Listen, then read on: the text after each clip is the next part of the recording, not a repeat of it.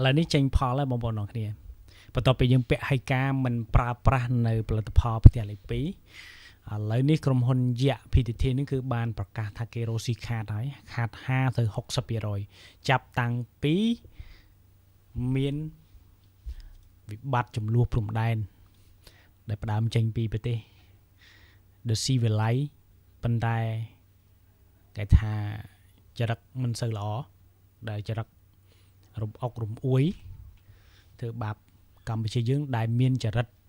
តជំនាន់មកគឺចង់បានទឹកដីកម្ពុជាឥឡូវនេះវិបត្តិបានធ្លាក់ទៅលើខ្លួនហើយជាស្មារតីសាមគ្គីជាតិរបស់ខ្មែរយើងដែលល្អមែនទែនដែលតាមរយៈការបោះបង់ឈប់ប្រើប្រាស់នៅផលិតផលប្រទេសផ្ទះលេខ2ហើយងាកមកប្រើប្រាស់ផលិតផលក្នុងស្រុកឥឡូវនេះប្រទេសយើងគឺយើងឃើញថាផលិតផលក្នុងស្រុកបានផ្ទុះកំណើននៃការគ្រប់គ្រងហើយ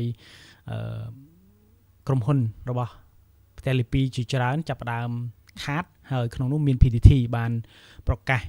ថារកស៊ីខាតក្នុងរយៈពេលប្រហែលខែចុងក្រោយនេះចាប់ផ្ដើមពាក់ឯកាហ្នឹងគឺខាត50ទៅ 60% នៃចំណូលហើយគេបានទៅជែកគេបានលើកឡើងទៀតថាប្រទេសកម្ពុជាគឺជាប្រទេសដែលមានហានិភ័យខ្ពស់ក្នុងការរកស៊ី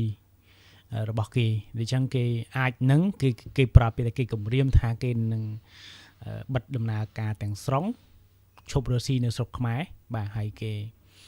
បើឃើញថាអ្នកភូមិផងយើងមួយទៀតគឺជាប្រទេសដែលមានសក្តានុពលក្នុងការទៅរកស៊ីនៅទីនោះយ៉ាងណាមិញយើងត្រឡប់មកវិញថាផលិតផលកម្ពុជារបស់យើងមានល្អច្រើនណាស់បើសិនជាយើងនាំគ្នាបន្តគ្រប់គ្រងបែបនេះយើងនឹងខ្លាំងមានន័យថានៅពេលដែលយើងមានជាតិនិយមកាន់តែច្រើនគ្រប់គ្រងមានកម្ពុជានិយមទៅលើផលិតផលគ្រប់គ្រងរបស់ក្នុងស្រុកឲ្យកាន់តែច្រើនយើងនឹងធ្វើឲ្យយើងកាន់តែខ្លាំងពេលនេះគឺយើងសាងខ្លួនឲ្យខ្លាំងសាងខ្លួនឲ្យคล้ายទៅជាប្រទេសដែលមានពឹសសម្រាប់ប្រទេសថៃមានន័យថាយើងធ្វើជាកំពឹសពលសម្រាប់ប្រទេសថៃហើយយើងសាងខ្លួនឲ្យយើងកាន់តែខ្លាំងដើម្បីឲ្យយើងកាន់តែមានភាពរឹងមាំនៅពេលដែលយើងខ្លាំងគ្មានអ្នកណាមកមើលងាយយើងទេនៅពេលដែលយើងថ្លៃថ្នូរក៏គ្មានអ្នកណាមកប្រមាថយើងដែរដូច្នេះជាឱកាសមួយដែលយើងរួមគ្នាបន្តទៀត